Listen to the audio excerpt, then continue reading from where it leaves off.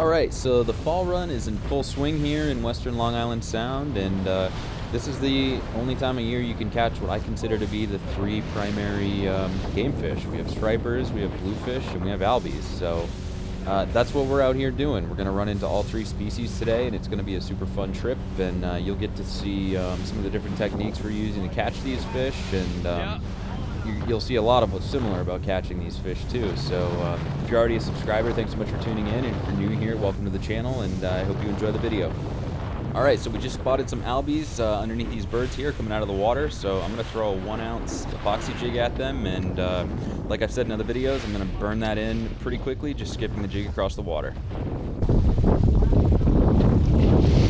Oh, come on!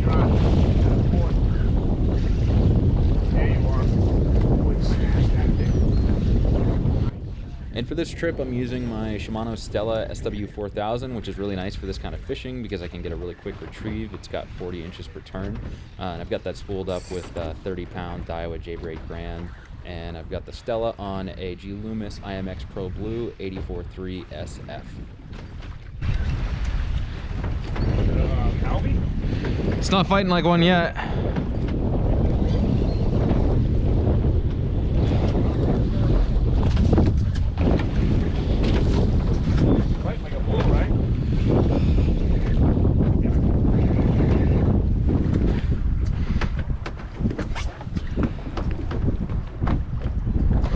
It's an albie.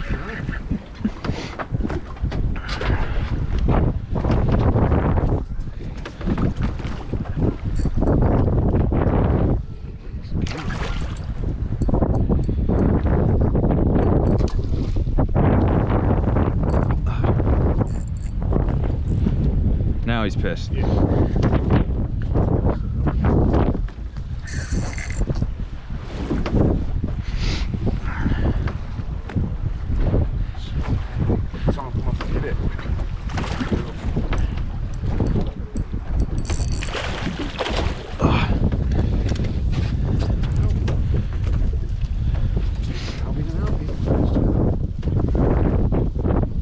That's okay, you can set her down, I'll handle it. Yeah.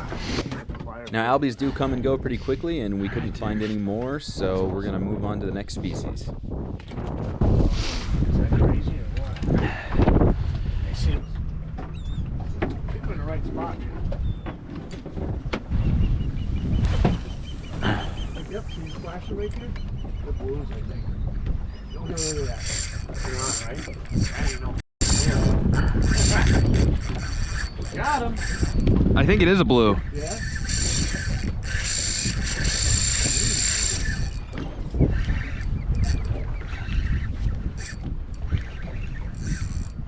On that sand eel. Oh, really? Yeah, I think it is a blue.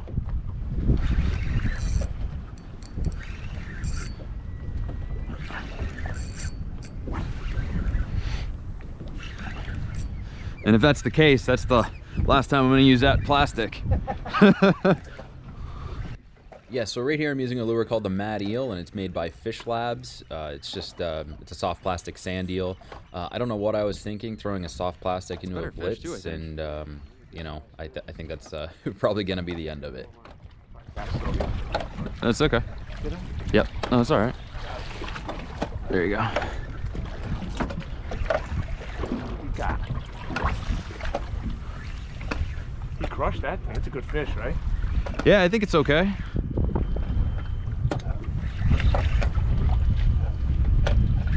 Under here.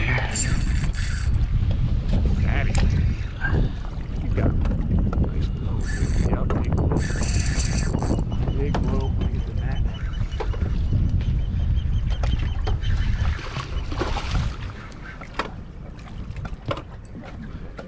Dude, that's the three. That's a big one.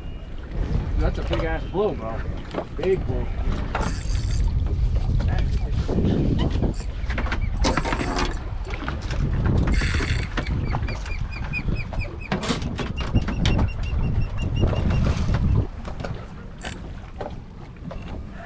Fish, man.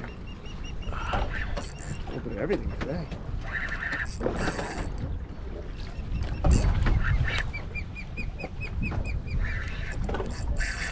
Jeez. Yep.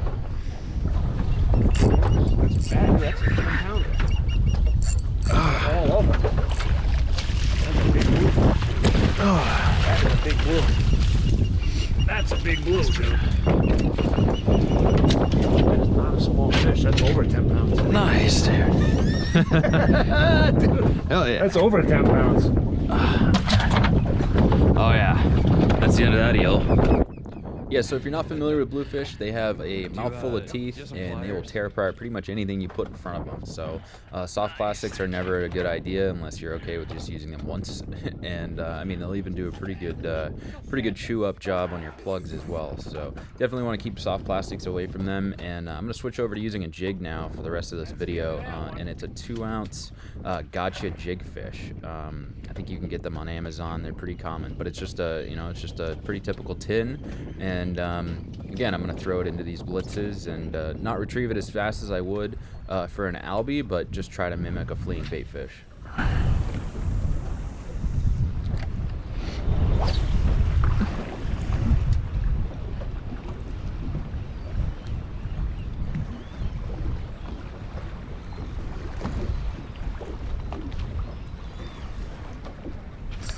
Nice, brother.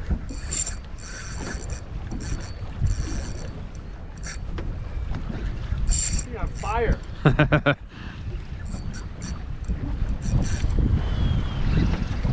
that hit, a spoon? A little jig, yeah. Nice. Yeah, and I just want to say here that you know, I am throwing a tin or a jig or what have you. And when I'm casting and retrieving, that's usually the last thing that I go for. But in this circumstance, I'm using it because it's a bit windy out here, and these fish are blitzing on a rock pile that's pretty close to the surface of the water, and we didn't want to get the boat too close. So normally I would throw a top water plug or a bucktail, or again, these are bluefish, so I'm not going to use a soft plastic, but more likely a top water plug, especially a blitz like this. So anyway, that's why I'm using the tin. I don't use it very often, but on this trip it ended up working out really well.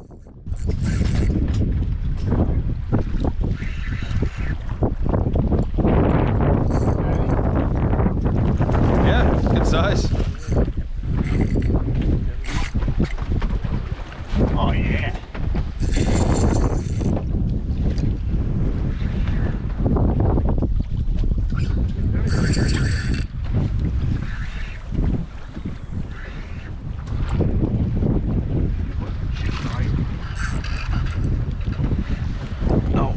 No. I got you. Thanks, dude.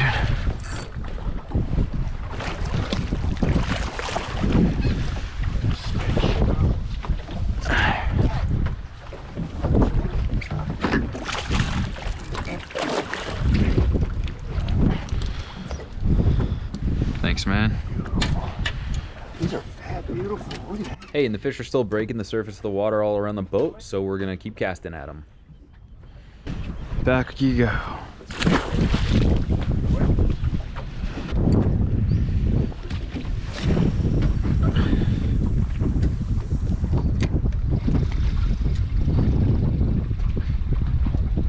Oh, just got bombed. Yeah.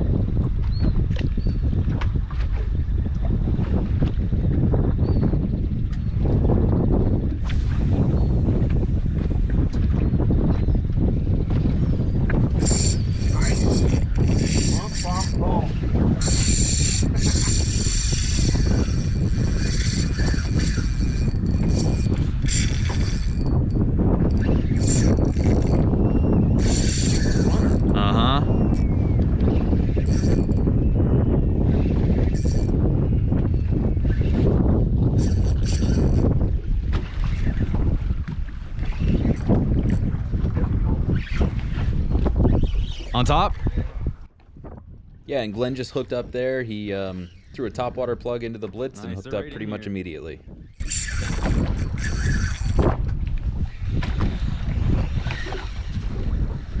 Mine just pulled off, yeah. So yeah, sometimes you lose fish, and you know, that's just part of it. But you can see here that I'm actually checking the sharpness of the hooks. That's usually the first thing I do when a fish pops off, and these are sharp, so it's just one of those things that happens. Turn in the water. He wants no part of it. Oh. From the top on.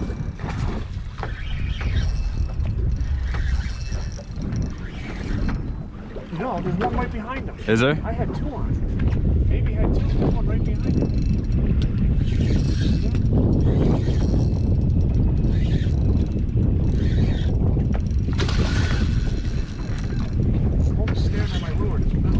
And right here, I'm about to make the biggest mistake of the trip, so let's just watch.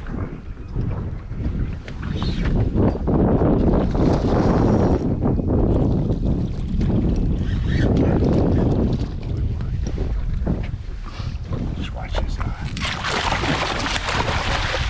him? Oh. It's okay.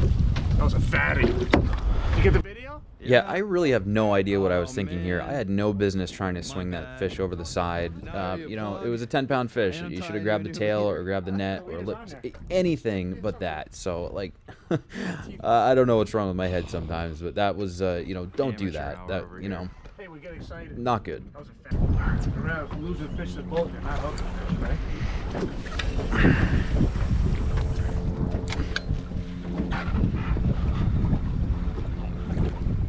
Dangling, one little head shake, and that was it. Well, then you were not messing around. How about that? That's the one that was just looking at mine, Probably. right?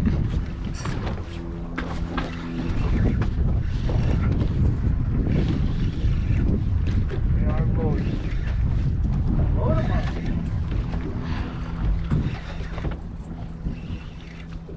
They hit right away, huh?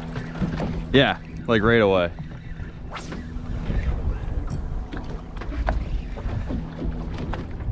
Oh, there he is. I just got one ball for mine. You got him? Oh, I got a little striper. Yeah? Dude, awesome. I got a big fish. Look at this loaded. You've got the striper.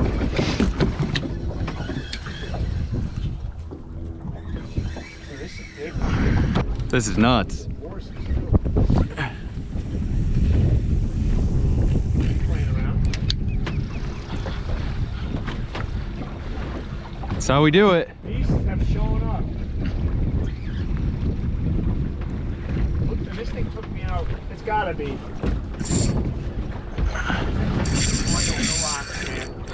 Right? These are big fish. Yeah.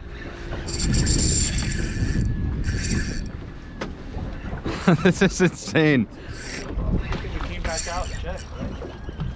I can nap after today. Yeah, right? They're big.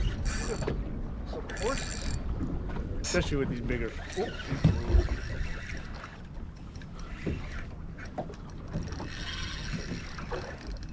that's a bit better than this, though. We ran. I need a bell. I'm gonna strap myself into a chair. Put my feet up for this one. Oh, look at my. I'm like in Mala lately.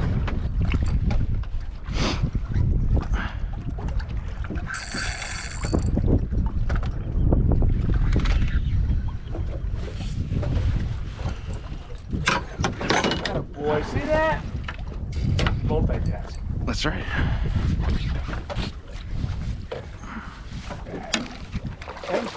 Easier for you, though. Right?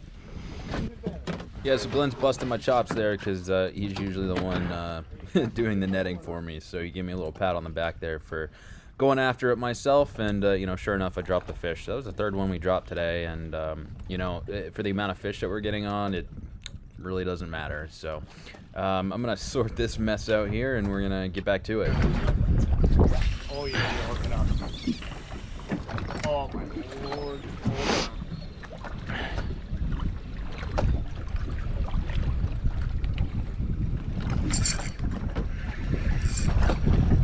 Yep, I'm on. Also, I want to point out that Glenn is still fighting the same fish that he was since I've landed the last 3 that you've seen in this video. And it's not for lack of trying either. Glenn is a far better fisherman than I am. And, you know, he just hooked into one of those bluefish that, you know, when they get angry, you know, you could be in for a 15-minute fight. This one's not too big. So obviously, it's not great for the fish. It really tires them out. And we do our best to revive them, make sure they swim off happy. But, man, sometimes you just hook into one of those fish that, you know, they're just not having it. Well, you holler. When he's close. Yeah. He's tiny. Oh, nice little striper.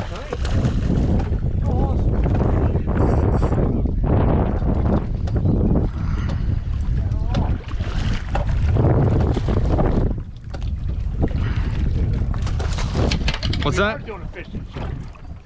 We are.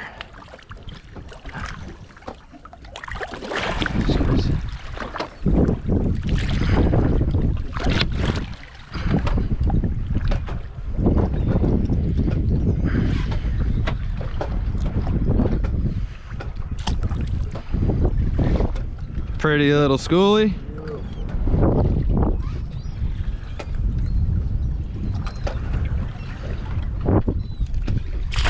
All right, so I'm going to take a break from fishing for a second, and I'm going to go help Glenn land this angry bluefish.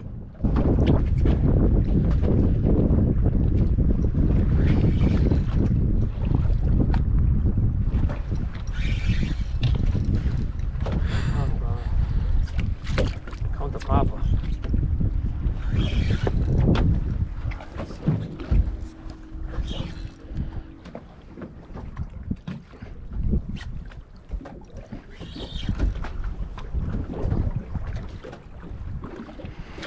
Heavy, huh? Yeah, you know, I mean, I don't know how much more I can horse him. Yeah, same size. Right? Oh, it's you got the hook on the side. On the side a little bit. I'm sure many of you know when you tail hook an average fish, it feels like a monster. Similar thing can happen with these, you know, these plugs with two treble hooks. Sometimes they'll get the front treble in the mouth, and then that rear treble that'll hook them right around the gill plate area. So they're kind of hooked in the side, and they end up fighting pretty similarly to being tail hooked. So they feel a lot stronger than they really are. Right. Oh Jesus, he is heavy. Yeah.